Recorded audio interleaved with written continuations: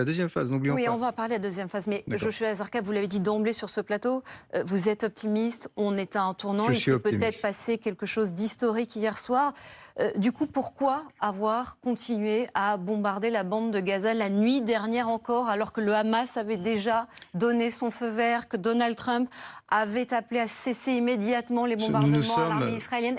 Était-ce vraiment nécessaire? Oui, c'était tout à fait nécessaire. Pourquoi? Parce que, tout simplement parce que nous sommes en guerre avec l'organisation la plus inhumaine que l'histoire a connue. Et donc, avant de mettre nos soldats dans une position défensive, dans laquelle ils sont aujourd'hui, dans Oui. laquelle ils sont maintenant, il fallait faire en sorte qu'ils ne puissent pas être menacés.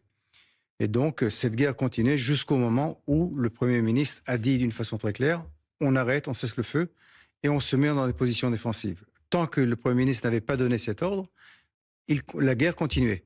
Le Hamas, vous savez, ça lui a mis Pardon, très mais longtemps, je vois ça pas lui a mis très je vois longtemps de pas quelle est la comprendre. logique. Il fallait taper fort avant de se mettre en Non, non, retrait? non, tout simplement parce que la guerre n'avait pas, l'échelon politique n'avait pas décidé que la guerre était terminée.